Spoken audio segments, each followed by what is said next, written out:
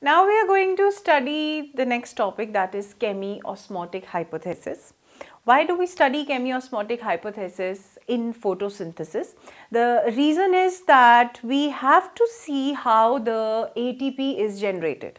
We had talked about phosphorylation, the cyclic and non-cyclic, both of them have been discussed, and we know that the outcome of that photochemical phase of photosynthesis was ATP and the reducing power, that is NADPH2. These two things were our outcomes from the photochemical phase. And one thing that we had studied, that when the electron moves through the electron transport chain, it comes down its gradient, it generates ATP. Now, before we start, I would like you all to move back in time and go to the understanding of topics of class 11, where we had studied how in electron transport chain of oxidative phosphorylation. Now the name is oxidative phosphorylation. That means the ATP generation would be driven by oxygen. We had studied in mitochondria, it was taking place while we studied respiration, that ATPs were generated by 5 different complexes which were present in the membrane of mitochondria, if you can recall it. If you cannot recall it, better do it, because that is the topic where we had studied how electron moves from one place to another, from one acceptor to another acceptor down the gradient, and in process the ATP is generated in the end because there is pumping of protons. So when we study chemiosmotic hypothesis, you have to remember that the scientist who gave it was called Michel, and remember this. Whenever you read it from somewhere, you're going to find his name. He was the one who proposed it. Chemiosmotic hypothesis, when we are studying in regard to photosynthesis, we are dealing with ATP generation from the photochemical phase, first thing. Okay, now he was the one who gave it. Second thing, as I told you, from your knowledge of previous class, you know that it is the proton gradient, the pumping of protons, which is responsible for jumping of electron from one acceptor to another acceptor, and of course that is driven by some or another redox reaction that is taking place between different complexes of the membrane. So we have to see the proton pump basically over here. Okay, you don't see these things actually happening inside the leaves, you cannot see them, but it is proposed that this actually happens from our knowledge of chemistry and from our knowledge of redox reactions and from our knowledge of what is located where inside the leaf. We have proposed a hypothesis. As the name suggests, it is chemi, that means something doing with chemistry, and it is dealing with osmotic concentrations as well. Other thing, I told you that there is a proton pump. It would be similar to the one hypothesis where you studied how ATP was being generated in the oxidative phosphorylation while you studied respiration, but the only difference would be that the site would be different. What the site would be?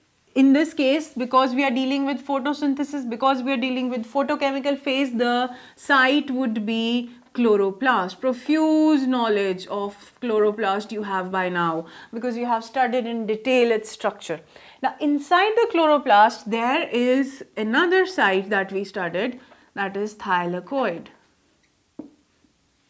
Okay, now this chemiosmotic hypothesis that we study, the site of this particular process that is taking place, that would be involving proton pumps, and another thing, ATP generation,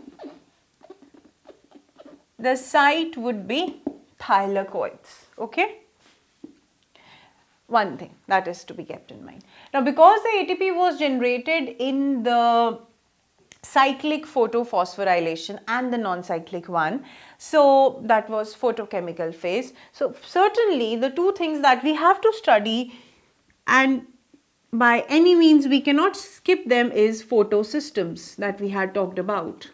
So the PS2 and PS1 would also be there in the scene. Alright, so we have thylakoids, we have these two photosystems. Now, these two are to be studied, unlike that complex 1, complex 2, complex 3 and complex 5 that we had studied in oxidative phosphorylation.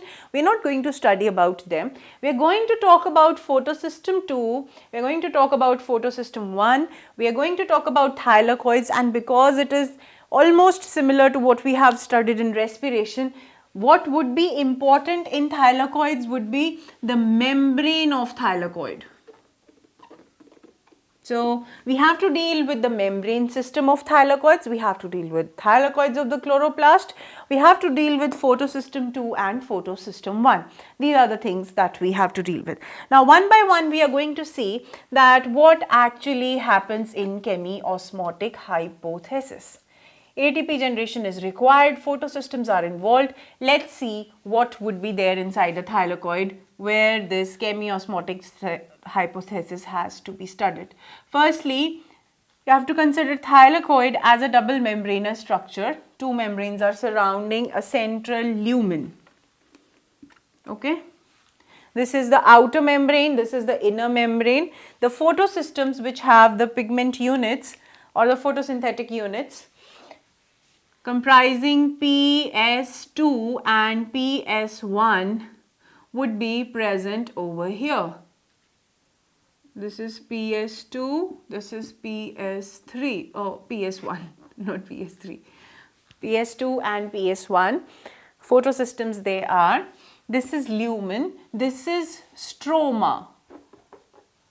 Let's get rid of this name now. This is stroma of the chloroblast. Okay, chloroplast that is present inside the plant cell. Now, inside the chloroplast there would be many thylakoids. One is PS2, one is PS1, inside there is lumen. Now, over here we are going to consider another unit that is F0 F1 particle, or you call it F0 F1 particle, something like this. Okay, that is present in the membrane, again the thylakoid membrane. This is what it looks like, here it is, and other name for it is ATP synthase. Okay, this particle. Another thing that is to be kept in mind, that inside the stroma, that is outside the membranes, there is an enzyme known as NADP reductase. It is present towards the outer membrane inside the stroma. Now, what we have to deal with over here is, as I told you, there has to be a proton pump that would be present. See, when the light falls on the photosystem, you have studied that the electron would be excited, it would move from its electron acceptor, the electron excited from photosystem 2 would go to cytochrome complex, that is cytochrome B, cytochrome 6, F, sorry, not 6, cytochrome B6F complex, it goes to PS1. This is what happens between two photosystems. The electron, it gets excited by photons which come over it. They are excited. There is the movement of electron from plastocyanin to plastoquinone. When this particular movement is taking place, when this photochemical process of photosynthesis is going on, that is non-cyclic photophosphorylation, we are not taking phosphorylation aspect, just we are taking the excitation of electron. This electron is going from the first acceptor to the third acceptor by cytochrome complex. This cytochrome complex, because of the energy changes which are taking place, it takes up protons from outside. Protons which are present inside the stroma. When it takes this proton, when the electron is accepted by cytochrome, the protons are also taken and that causes the energy changes. The proton goes to the next acceptor, that is plastocyanin, and these the electron goes to the next electron acceptor, and the protons which were absorbed by cytochrome, they are thrown inside the lumen. One thing. This is the first thing that you have to remember, because there is constant excitation of electrons from the that reaction center of the photosystems, and those electrons are going to the photosystem 1 through the electron transport chain where cytochrome lies as an acceptor. When this cytochrome takes up those electrons, in the process, side by side, it picks up the protons as well from the stroma in order to meet the energy requirements and attain stability. When the electron moves to the next acceptor, the protons which were accepted by cytochrome, they would be passed on inside to the lumen. Okay, this you have to remember, because when the cytochrome would take up the electrons, it would become negatively charged. In order to balance that negative charge, it would take up protons from stroma, not from inside but from stroma, okay, outside. So keep in mind that supposedly outside the electron number was 8, just for instance, 8 not electrons, 8 protons were there in the beginning. You can take it 80, you can take it 800, whatever your choice is. We are taking 8 protons. Now what happens is 2 protons have gone inside. So this is reduced to 6, sorry. Okay, and in the beginning inside the lumen there were in the same way 8 protons only. Okay, after this step what has happened? There we have got 6 protons, and over here by addition of 2, those 2 have come inside, it becomes 10 protons are present. Okay, there is a change, increase of protons inside the lumen. At the same time, as you know, that there is splitting of water in order to meet the charge requirements of photosystem 2, because the electrons are getting excited. Who provides electron to photosystem 2? The water molecules after splitting. It provides the electrons. So at the same time, there is splitting of water near the inner membrane, and what happens is that water breaks up into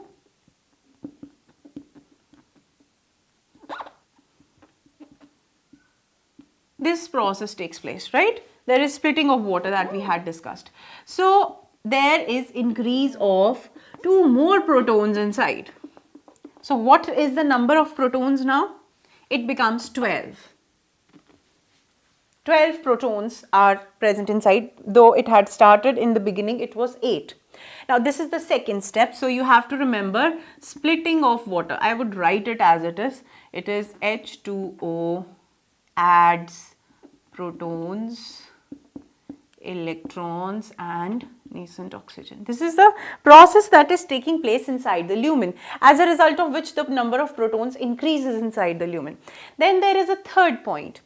Come back to the electron that was excited from the photosystem as a result of the photochemical reaction that is taking place. Now this electron, when it reaches photosystem 1, it goes to agent X, it goes to reducing complexes of iron, and finally it reaches NADP reductase. When it comes in contact with NADP reductase, which is present on the outer membrane, it takes up protons, again protons from the stroma, and forms NADPH2 and forms the reducing power, which further leads to a greater decrease in number.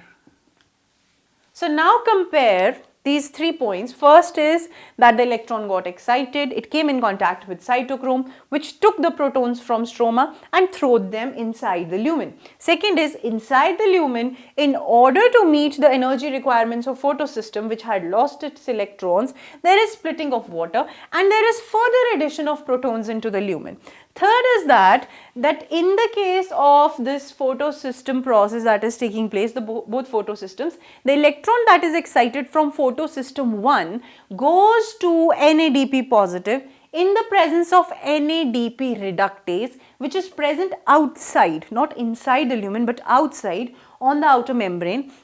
That NADP reductase enables taking up protons from the stroma itself and fixing them into NADPH2. And in the beginning, as we had started with 8 protons in both lumen and the stroma, now at end what do we have is, over here the number has increased to 12 and there it has reduced to 4. So 3 steps are taking place, as a result of which there is a proton gradient that is being formed. Okay, you see a gradient, there are 4, there is 12, as much we started in the beginning with equal number, but now there is a gradient, and as a result of gradient, this F0 particle enables the movement of electron outwards, okay, because now they have the tendency to diffuse out. There would be diffusion of protons from F0 particle. When this proton which is moving out of F0, it comes in contact with F1 particle. Such is the nature of F1 particle that using the energy transitions which are taking place because of the proton outflow from here as a result of gradient, this F1 particle uses ADP and inorganic phosphate to form ATP. This is all, okay. We had discussed the 3 points which brought about the gradient. When the gradient is formed, the protons are bound to move out and form the proton pump. As a result of diffusion, this protons would come out, they would diffuse out, the pump would be formed, and F0 will enable that movement out. As soon as the proton comes in contact with F1 particle of ATPase molecule, the ATP synthase enables that energy transformation to be used by phosphate inorganic and ADP, that has 2 phosphate, that is adenosine diphosphate, combines with inorganic phosphate, and all the energy that this gradient was carrying along with it is fixed in the bond of phosphate that it forms with ADP. And in this way, ADP gets converted to a high energy ATP, and the energy that was brought about by the photon to this photosystem, that was taken up by the electron and then it moved from one place to another, gets stored over here. So this is what chemiosmotic hypothesis is.